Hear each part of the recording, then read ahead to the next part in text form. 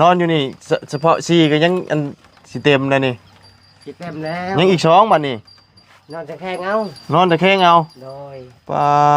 โตน้อยอันนี้บ่อนพ่อกับแม่โดยบ่เฮาบ่เอาบ่ได้บ่เอาแล้วนะฮะให้เจ้ากินตายพี่น้องเอ้ยจังได๋เฮายังให้เจ้าให้ลูกให้เต้าเจ้ากินนี่นะยังอยู่ยังเจ้ามันบ่มีกินอยู่บัดนี้เนาะได้ไหนนี่พี่น้องเอ้ยบ่เอาบ่ได้บ่อยากให้เจ้าไว้กินจ้าเฮาว่าให้เจ้ากินยัง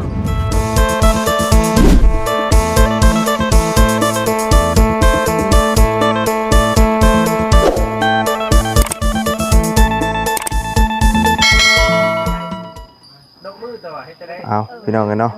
หวนกลับคืนมาอีกครั้งหนึ่งเนาะหลังจากที่เมื่อวานบ่าวบุญได้เข้ามากับบ่พ่อทางผู้เป็นพ่อหรือเป็นแม่พี่น้องกันเนาะมื้อนี้ก็หวนเข้ามาอีกครั้งหนึ่งพี่น้องเอ้ยเนาะก็ถือว่านักหน่วงอยู่ได้พี่น้องเอ้ยเนาะโหดสุดละพี่น้องเอ้ยมาก็เห็นเพิ่น1เข้า1น้ำพอดีเนาะ1เข้าอยู่กลุ่มตารางกันแหละพี่น้องเอ้ยฝนกำลังตกงี้อยู่พี่น้องเอ้ยเนาะ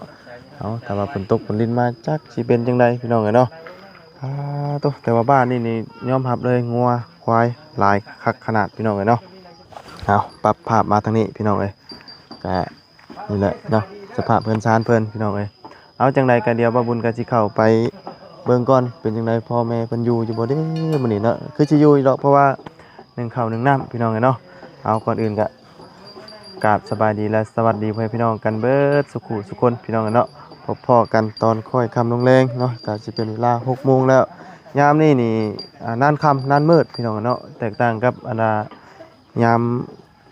เกี่ยวข้าวบ่เนาะยามนี้มันสินานแจ้งแจ้งไว้ก็รู้ว่าจังได๋ลืมแหละพี่น้องเนาะแต่ว่านานมืดเนาะแตกต่างกันหลายไปซะพี่น้องเดี๋ยวจังได๋ก็สิเข้าไปถามข่าวเบิ่งก่อนเป็นจังไดที่ไปที่มา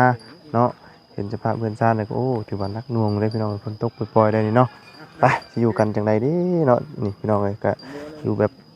ลำบากลำบนได้พี่น้องเนาะเบิ่งสภาพแล้วเนาะไปพี่น้องเอ้ย1ข้าว1น้ำอยู่เบิ่งย่างอ้วนๆมาเบิ่งทางนี้ก่อนพี่น้องเอ้ยงัวควายหลายแท้โอ้ทางนี้เราใส่ฝาไม้นี่เนาะแต่ว่าฝนพระมานี่ป๊อพี่น้องเอ้ยเนาะใส่เบิ่งก่อนนี่เด้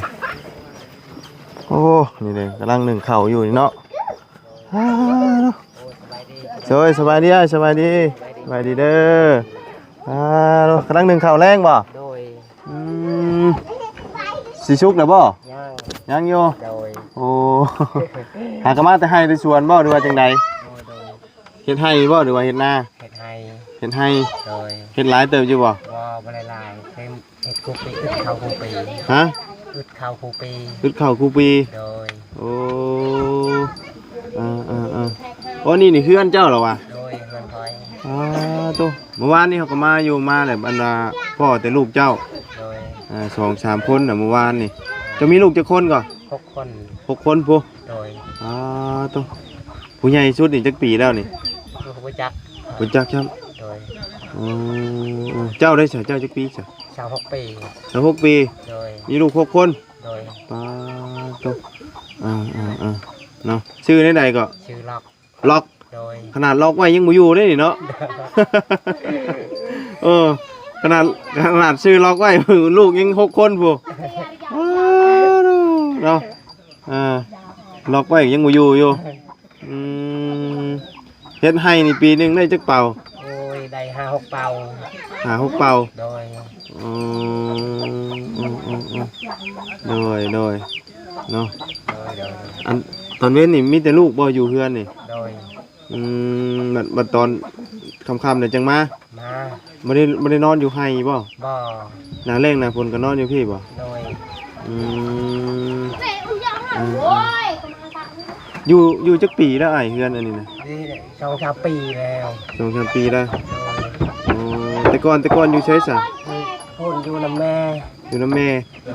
ดยอันนี้ย้ายมาอยู่นำไผซะนี่นะอยู่นำเฮือนดินพ่อเจ้าบ่โดย ดินพ่อนี่เนาะ เอาไอ้เพิ่นช่วยเข่าก่อนพี่น้องชุกหรือบ่ โดย ช่วยก่อนเดี๋ยวไฟใหม่อดเข่าแล้วได้นี่เนาะหนึ่งเข่าหนึ่งน้ำอยู่ตะลุมตะลางดูพี่น้องเลยใช่มองช่วยเข่าช่วยน้ำช่วยในได้นี่นะดูอันนี้พ่อมองเห็นอยู่เห็นกินเจ้านะ โดย อันนี้มันคือได้มีเพื่องเดียวใช่ บ่มีเงินซื้อ ฮะ บ่มีเงินซื้อ บ่มีเงินซื้อก็เลยใส่ป้าไว้อย่างนี้เลย โดย โอ้อันนี้หาก็ได้ใส่ไม้เพื่องเดียวนี่เนาะ โดย โดยยังหายากเลยอันว่าสิมีผ่าตองแบบนี้เนาะ โดย คือว่าที่ว่ามีผ่าตองนี่มันจะเบิดชะมัยได้พี่น้องเนาะเบิ่งลูกแล้วก่อนป้าโตหัวเพียงหัวบ่นี่นะแม่นบ่เลย แม่น 1 2 3 4 5ให้ผู้หนึง อันนี้มีพลัง ฮะอันนี้บ่ โดย ผู้หญิงบ่น่ะ ผู้ชาย ผู้ชาย ผู้หญิง โอ้มายืนเที่ยงกันด้วยมาเห็นไหมไปฉันไปนั่งเที่ยงกันมึงดูโทษเด้ออันนี้น้ำยังน้ำไส้หรือน้ำกินนี่นะน้ำไส้ใช่ฉันน้ำกิน น้ำกินมี น้ำกินบ่มีดูโทษกำลังช่วยข้าวพี่น้องเลยช่วยข้าวแบบนี้เลยบ่มีอย่างไส้บ่นี่นะโอ้พี่น้องเลยช่วยข้าวเนาะดูหัวเพ่งหัวเนาะให้ลูกกกคนไหนบาทนี่ผู้ชายนี่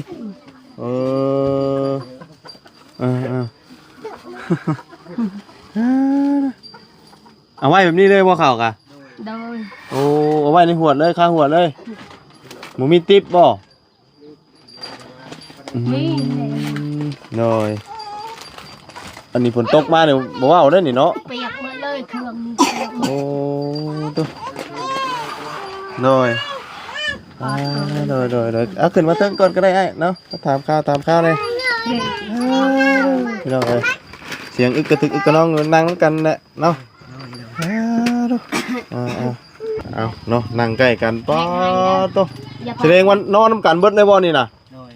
นอนกันนี่ได้นี่นะ นี่นอนนี่เถอะเด้อย่าได้ นอนแบบนี้เลย โอ้ดูเบิ่งมองนอนก็ได้เนาะแต่เวลาฝนตกฝนดินมาพากันนั่งกันนอนนี่ได้ซะ นั่ง แบบนี้เลย โดย พาลูกอันนั้นลูกมานั่งนี่ลูกชำราบบ่ได้เนาะ โดย ไปกลัวเฮ็ดปวกได้เจ้าเนาะโอ้ฝนคำว่ามาทางนี้ก็เปียกนะเนาะ โดย มาทางนี้ก็เปียก เรียกว่า เฮาหามาใส่ใหม่บ่มีบ่อ้าย บ่มีนะ โอ้ บ่มีเงินบ่มีทาง เว้าง่ายหากินไปวันๆชื่อนะชื่อเนาะแบบว่าหาเงินชื่อข้าวชื่อน้ำชื่อบ่ ชื่อเขาชื่อน้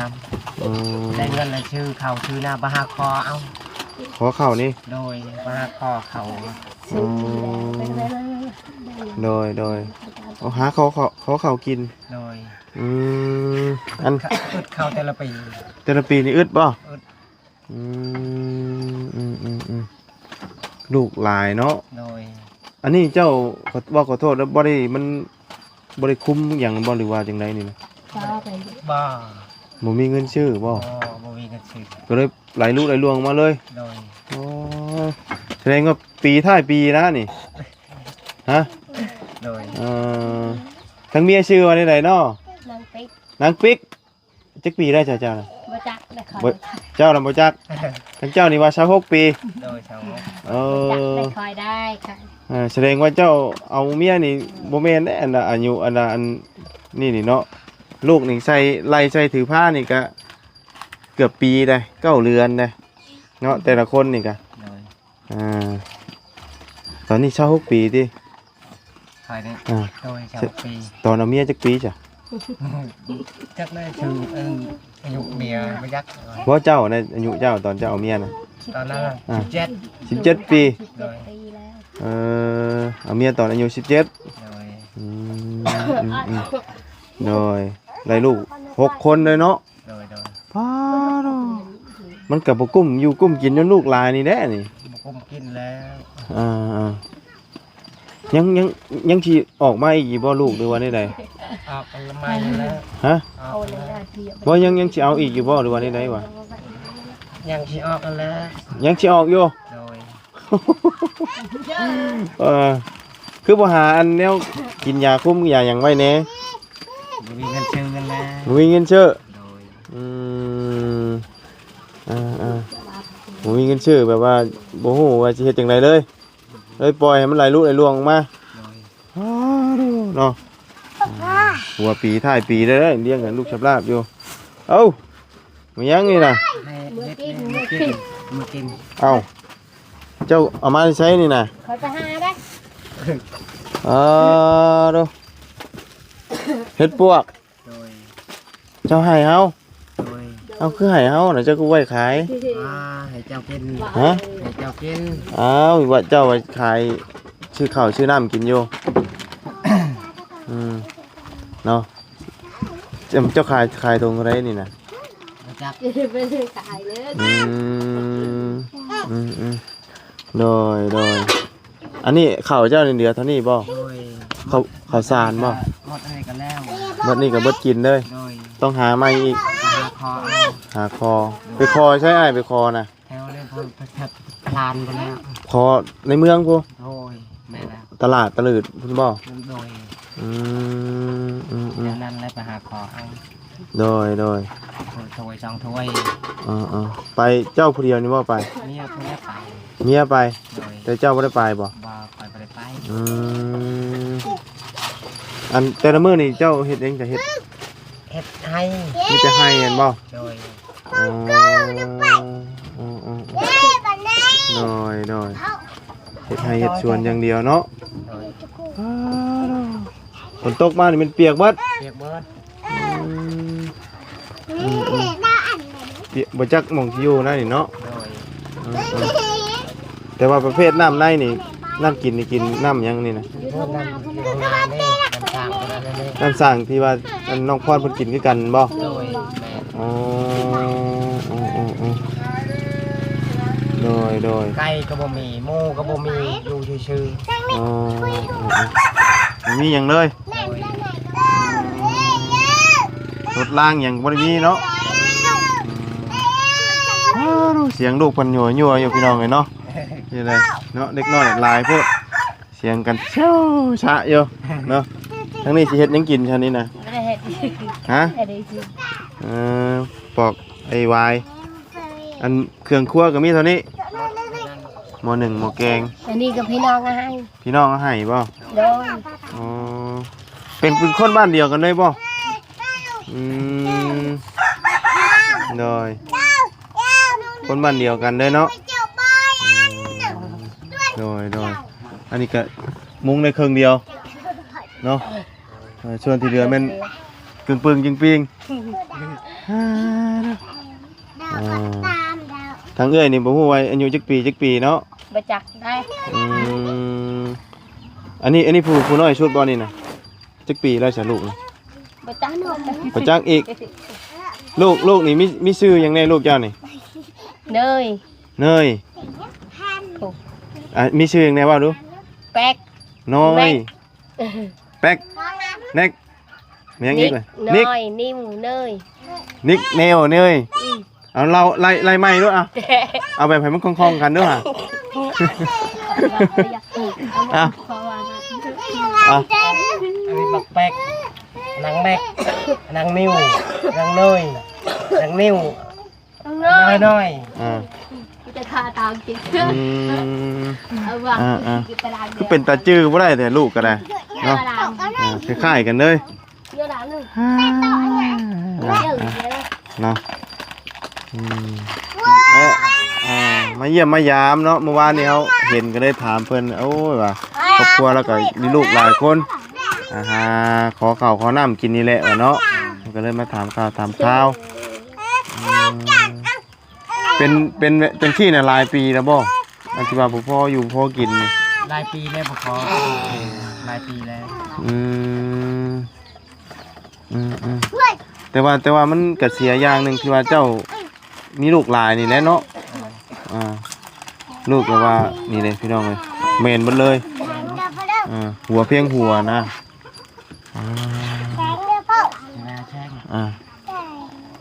มีแต่ผู้น้อยๆยังแบบว่ายังซอยเวียกซอยงานอย่างบ่ได้จักคนเนาะโอ้ขนาดพอดีลำบาก พอดีลำบากเนาะยามบ่มีข้าวกินเฮ็ดได้อ้ายเวลาบ่เบิดคักไอ้ดีนี่หมดคักไปหาคอดำเอื่อยดำนอง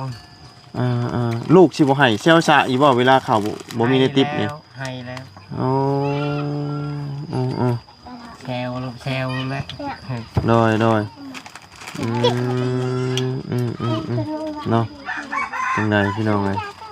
แม่ว่าให้ยั่วอยู่แล้วแต่ละมื้อเนาะสิบ่ตีกันเป็นง่ายบ่นี่เวลาอันนี้นี่ตีอยากกินเวลาอยากกินตีกันอึกกระทึกแล้วตีกันอึกกระทึกอึกกระนองเลยโดยเนาะเชียงไห้เชียงฮอกแล้วตอนแรงจักสิยั่วไผจักสิเอาไผแล้วนี่เนาะโดยมันมีแต่ผู้น้อยเด้นี่จักสิเอาไผเอายาเนาะโดยเนาะเป็นได้อ้ายบ่ค่อยอยู่ดีบ่คือมีแต่อันแนวแขนคอแท้เนี่ยค่อยโชว์โดยโอ้คือเลยแขนหวานแขนยังโดยโชว์เป็นโรคยังน่ะโชว์เป็นไข้นี่เกี่ยวกับผีกับสางนี่บ่โดยเนาะฟืนไฟก็บ่ได้มีเนาะบ่ได้ต่อจากเพื่อนใกล้เพื่อนเคียงเลยบ่มีแต่อยู่มองไฟน้อยนี่มองไฟน้อยนี่โดยอันนี้บ่โดยโอ้อันนี้นี่ตุกน้ำกินบ่โดยตัวนี้เด้อฮะน้ำมันโอ้น้ำมันเฮ็ดยังนี่น่ะไถนาโดยไถให้ไผน่ะไถให้เหนื่อยน้องนี่รับจ้างบ่หรือว่าได๋ครับจ้างอยากกินข้าวเลยโดยรับจ้างไทยเพิ่นโดยเดี๋ยวบ่มีหยังดีเลยนี่เนาะมองอยู่มองนอนแล้วนะลูกนี่แม่นนอนโซนนี่เบิดเลยบ่โดยจะคนนอนบ่นี่น่ะ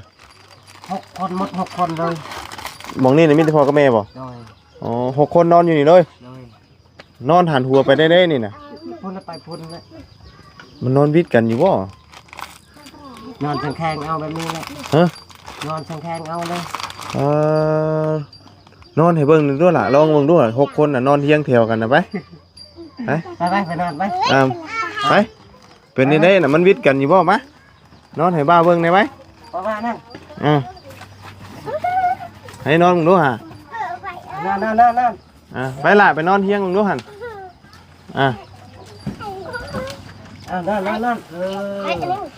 ไปลูกไปนอนใช้ผู้นึงกันใช่ผู้นึงกันนะไม่ยังอีก2เนาะอีก2ให้ผู้นึงเดี๋ยวผู้นี้ไปอันนี้ลานโอ้ลานบ่โอ้นี่นอนอยู่นี่เฉพาะ4ก็ยังอันสิเต็มเลยนี่สิเต็มแล้วยังอีก2บัดนี้นอนตะแคงเอา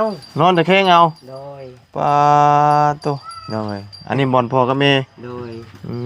เอาพอแล้วลูกเนาะนอนตะแคงเอาหมุนนอนอยู่หันฝนตกมากก็ไม่นอนอยู่หันไปเนี่ยเยอะเนาะเป็นจังไดลูกลายบัดยังบ่มีอยู่มีกินเนาะเป็นจังไดแล้วกันป้าสาน้องมื้อนี้เฮาก็มาเยี่ยมมายามได้เด้อบ่มีหยังมาต้อนจะมีแต่จะเอาเงินให้เจ้าพอได้ไปซื้อสู่ลูกกินเด้อเนาะพอได้ตื่มซื้อข้าวซื้อน้ำเด้อโดยสู้ๆเด้อจังไดกันเด้อป้าสาเฮาไปเลยเด้ออยู่ดีมีแฮงเด้อสู้ๆเด้อล่ะเด้อ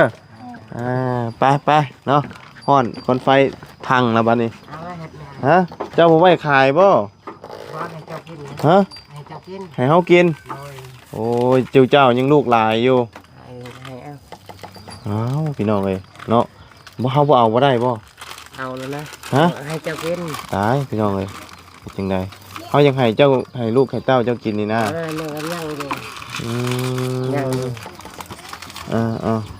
เจ้ามันบ่มีกินอยู่บัดนี้เนาะนี่ไหนนี่พี่น้องเอ้ยบ่เอาบ่ได้บ่เอา อยากให้เจ้าไว้กินจ้าเฮา ว่าให้เจ้ากินก็เป็นยัง ลูกเจ้าลายได้เฮาบ่กล้าเอาปานใด เอาเบ้าแล้วก็ย่า เอาไว้ให้ลูกกินเด้อ โดย โดยบอกใจบ่เป็นยัง บ่เป็นหยังไอ้ลูกลายอยู่ไว้ให้ลูกกินเด้อเป็นหยังดอกเดี๋ยวสิบ่พอกินกันเด้เนาะโดยเด้อ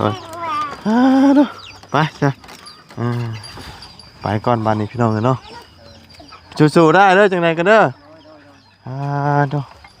สภาพเพื่อนซานพี่น้องเอ้ยนี่แหละเนาะฝนตกฝนดินลงมากับเปียกเปียกเบิดนี่เนาะพระไปทางใดกันแม่นเปียกเนาะไปสาพี่น้องเนาะสำหรับคลิปนี้ขอบคุณกะลำลาเลยเด้อสาพี่น้องพบเจอกันใหม่เนาะมาหาทั้งไอ้ล็อกพี่น้องเอ้ยเนาะล็อกคักล็อกแน่แต่ว่าล็อกเรื่องลูกไว้บ่ได้เนาะ ไหลลุไหลดวงเรื่องลูกเนาะล็อกไว้แต่ความบ่มีอยู่มีกินนี่ล็อกบ่ได้พี่น้องเอ้ยเนาะไปซะฝนสิลงฟ้าสิตกเดี๋ยวพี่น้องเอ้ยเนาะพบเจอกันใหม่เนาะก่อนอื่นขอบคุณพี่น้อง FC เด้อที่เข้าติดตามนะครับชมสำหรับมื้อนี้ไปแล้วพี่น้องสบายดี